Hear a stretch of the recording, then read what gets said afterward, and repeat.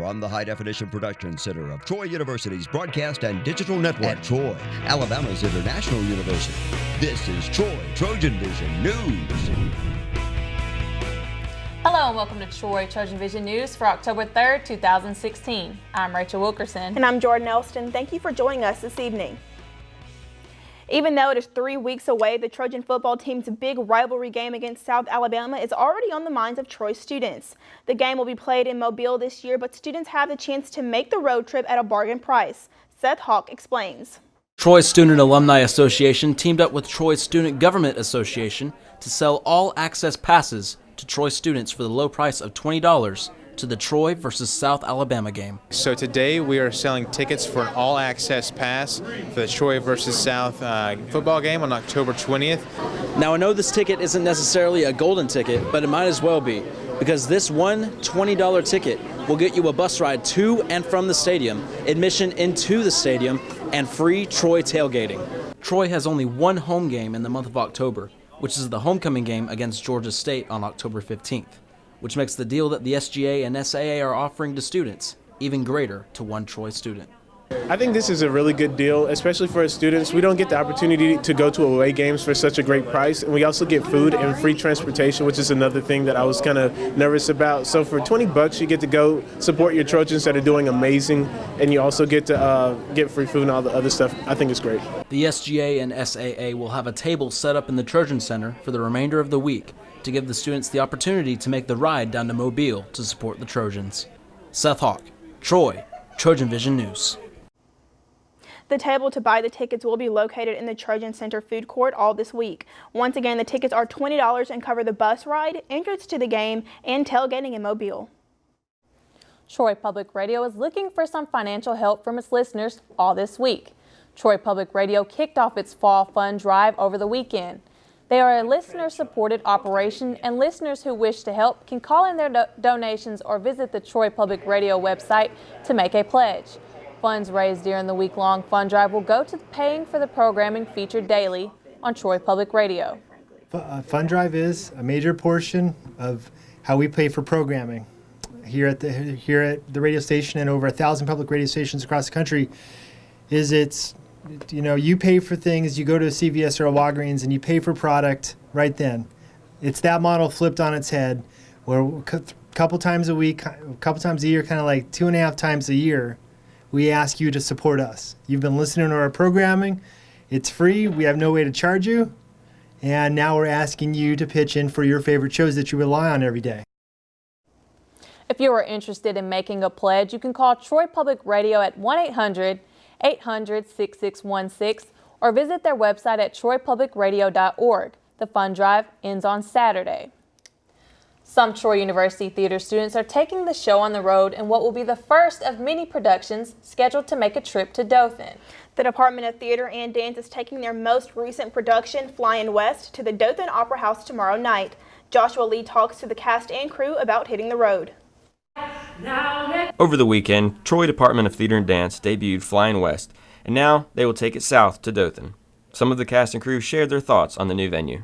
I like it because from what I've heard about the Dothan Opera House, it's very beautiful. The acoustics are wonderful, and it's going to be a smaller audience, so it'll be a more intimate performance. And I really think that it'll just be an opportunity to let theater, the art of theater, spread to as many people as can. I know that there is there's a commitment, from the highest levels of the university and the College of Communication and Fine Arts to get what we do here on the main Troy campus out into the community. I'm actually really excited. I'm kind of nervous because, I've never been to Dothan and performed in this opera house, but I'm sure it'll be amazing, and it's free admission, so anyone can come, and I hope everyone loves it. Dothan Opera House comes with a larger audience, and director Cockrell says his cast is more than ready.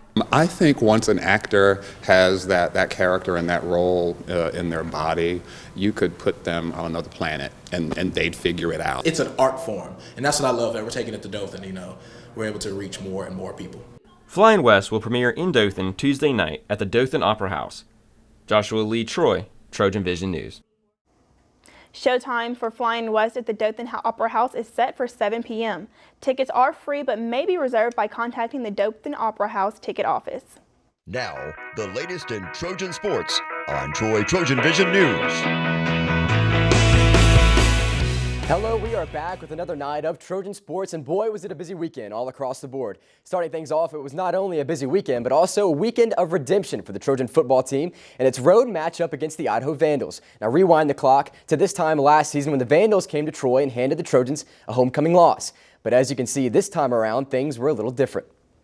It's never blinked. They overcame adversity. It was a Trojan victory that ended in a final score of 34-13, with the Trojan offense finishing with over 500 yards. But as for that Trojan offense, the game itself didn't start on the right foot. Offense fumbles on the first play of the game. I don't think I've ever been a part of a game or an offense that did that. And after the Trojan fumble, it was up to the defense to come up with an answer. The defense comes out and holds them to a field goal. I thought that was the biggest series of the game. Despite the early fumble, it was a win that saw the Trojan offense rush for over 150 yards on the ground. The biggest benefit we have right now is we're able to run the football. And so defenses have to respect our run game. We're getting people kind of trying to clog the box. And with the Vandals clogging the box, the Trojan offense went to the air, with junior quarterback Brandon Silvers throwing for 373 yards. What that enabled us to do in the first half was throw the football, and then we had a big play right out the gate in the second half on the first play, and then we were able to get our run game really established. And with the win, the Trojans are now 2-0 in Sun Belt Conference play. With us coming out here and really just showing up for the people that came, I'm really proud of the whole team. Now let's talk a little more about this Trojan team. Specifically, I do want to bring notice to sophomore Blaze Brown, a Trojan who on Saturday intercepted the Vandals twice, adding to his total of 4 on the season. Now, why is this a big deal? Well, he now leads the country in interceptions. And as a team, the Trojans are now 4-1 on the season and 2-0 in conference plays to head into this week's bye week. The Trojan volleyball team was back in action over the weekend in Atlanta, looking to snap its 7-game losing streak. The Trojans fell to Georgia State on Friday by a final score of 3-2 and looked to rebound against Georgia Southern on Saturday. The Trojans fell behind 7-3 in the first set and fought their way to within 1 point several times throughout the set, but it was Georgia Southern that clinched the first set by a final of 25-23. And in the second set, the Trojans fell behind 18-10 and never gained the lead, losing the second set. And the third and final set saw Georgia Southern go on a 10-2 run, clinching the match with a 25-16 victory. And with the 2 losses over the weekend, the Trojans are now 6-13 on the season and will look to snap their losing streak when they take the court again in Trojan Arena on Wednesday night against the Tennessee Volunteers. And the volleyball team was not alone in Georgia over the weekend. The Trojan soccer team was in action just 3 hours east of Atlanta over in Statesboro, Georgia against, you guessed it, Georgia Southern. And when was the last time this Trojan soccer team didn't go into overtime? Sunday's game was the 4th consecutive match the Trojans have gone in OT, and it was a game that sent the Trojans home packing with their 6th loss of the season. Troy's Julia Winter scored the only goal for the Trojans in the 72nd minute, her first career goal as a Trojan, and it came at a pretty good time. The Eagles tacked on the first goal of the game in the 62nd minute and finished the game off in the 102nd minute. And once again, the Trojans have played in 4 straight overtime matches and have gone into OT in 6 of their last 7 outings. Troy will hit the road again on Friday against in-state rival South Alabama at 7 p.m. And the Trojan cross-country team was in action Saturday at the JSU Foothills Cross Country Invitational and walked away with a 3rd-place Red Division finish on the men's side and a 5th-place Red Division finish on the women's side.